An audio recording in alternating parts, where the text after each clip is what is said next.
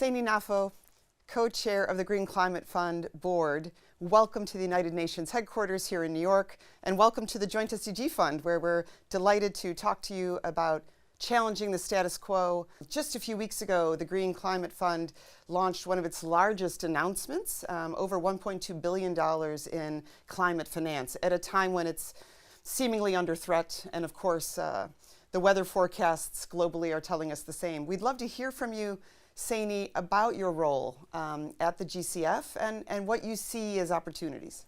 Thank you, Lisa. Thanks for having me. Indeed, the 1.225 billion approval in a few weeks ago, I think it's testimony to the great work that we have started, and this is testimony to the great work of the Secretariat first, under the leadership of its new ED, Mafalda. She arrived a year and a half ago, and we have together, as the board and with her, embark on a transformation agenda. A GCF which is closer to countries, a GCF which is more impactful, a GCF which is more effective and more efficient. So the numbers are important, but I think that, from a board perspective and overall from a fund perspective, we've adopted a number of key policy decisions. One, for instance, is we've totally overhauled our accreditation process for it to take, let's say, around 9 months instead of 2 and 3 years. Same thing on the project cycle. We're aiming to have a project cycle now of 9 months instead of 2 to 3 years. We're mimicking nature here, at least human nature here. Same thing, staff salary and the whole regulation of staff rules.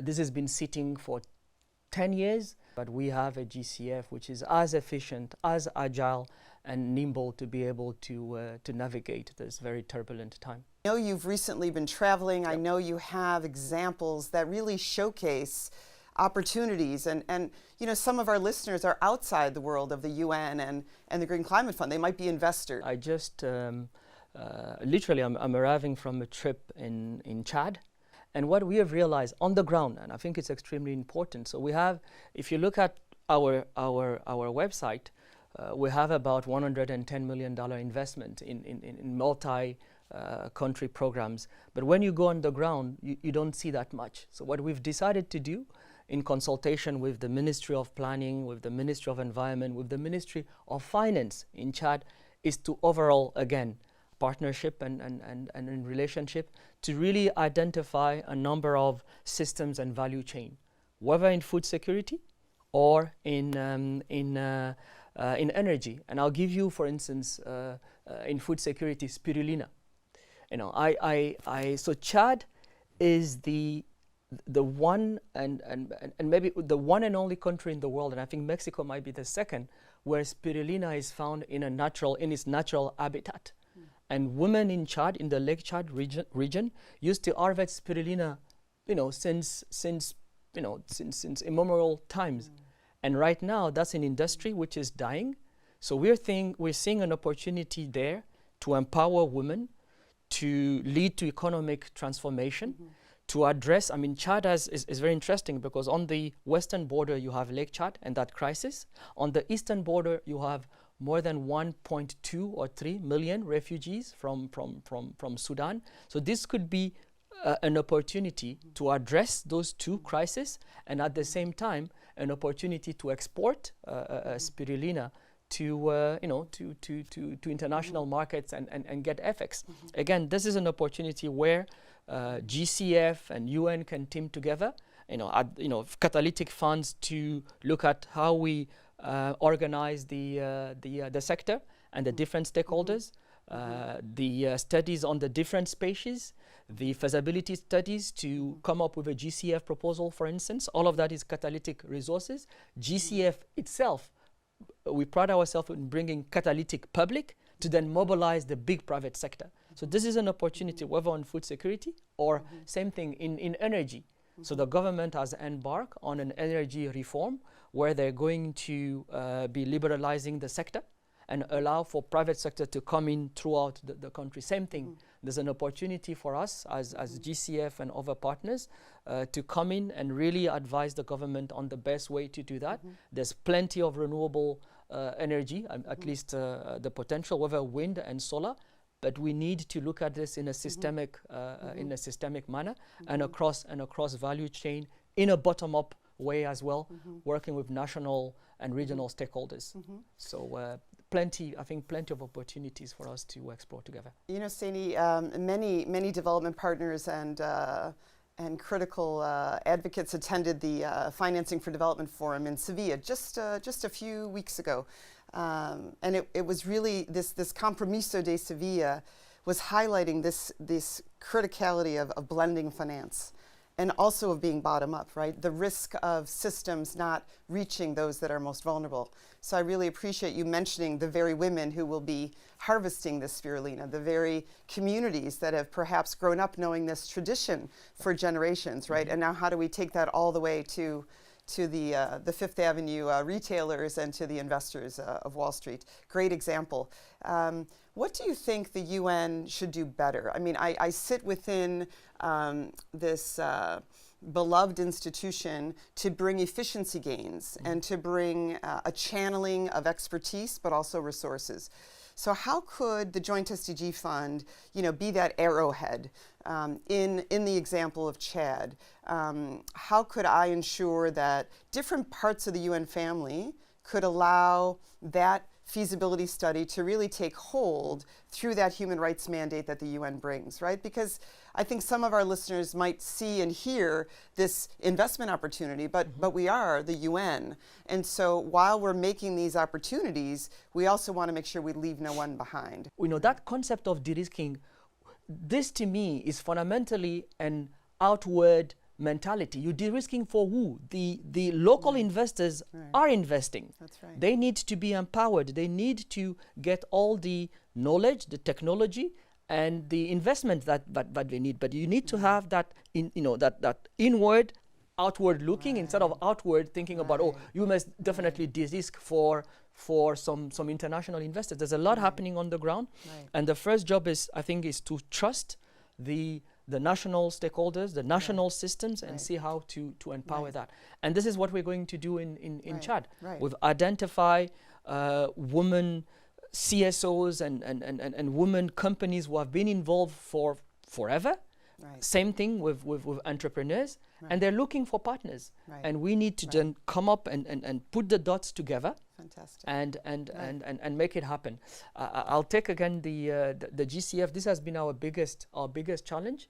85% of our resources are channeled in the regions by non-regional institutions.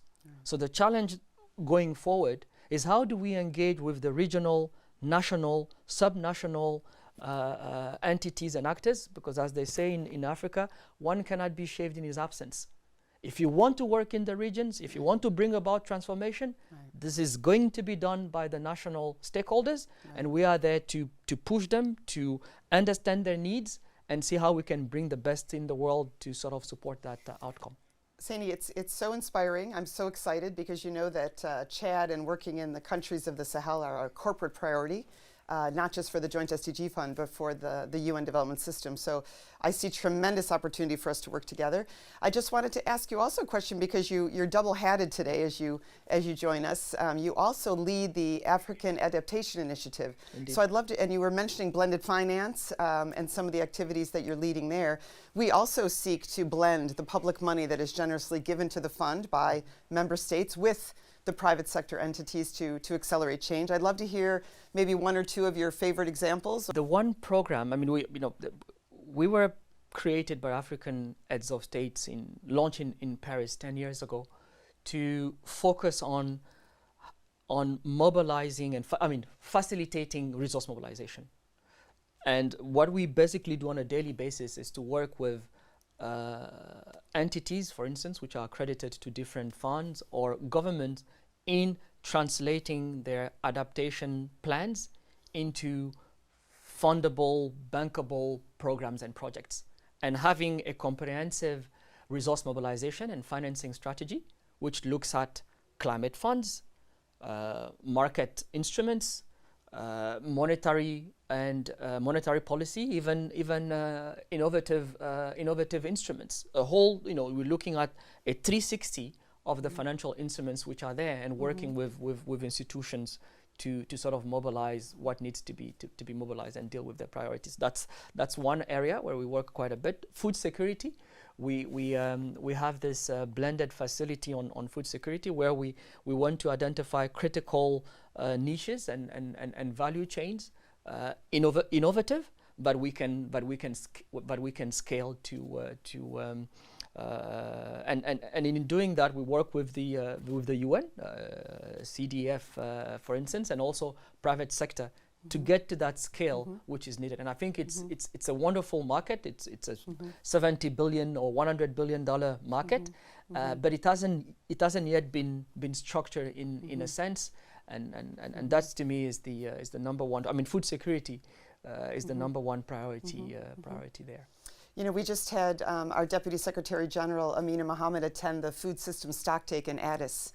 And there was an announcement from partners led by the Ag Fund out of Saudi Arabia, committing to some of the food systems work of the Joint SDG Fund in Cameroon and other countries in Africa. I think there's scope, Saini, for us to explore how we really start to stack, you know, all this commitment to food systems transformation, and we really bring in the private sector, right? I think you're right. This market needs to be tapped into. It needs to be understood, and this idea of the risk appetite really needs to be addressed. Well, we're definitely preparing for COP. Right. The last frontier that some of us are working on is geologic hydrogen. We some of us believe, and this is relevant even for the Sahel. It's relevant for my own country of Mali. We believe that we need to really explore hydrogen, the geologic type, which could be a great and significant contribution to both decarbonization, but as well as economic development and economic transformation, including energy access and food security. We'll tell you more in my next visit, but we're putting together a global platform, starting in Africa, but elsewhere in the south, going into Brazil. Hope to be telling you more of that. Count on us, Saini. Count on the Joint SDG Fund to be a partner in that expansion. I think the continent is ready to really maximize these natural resources and make them matter to those communities that we want to reach. Thank you so much for your time. Lisa. Thank you for coming in today, and I definitely hope to welcome you back soon.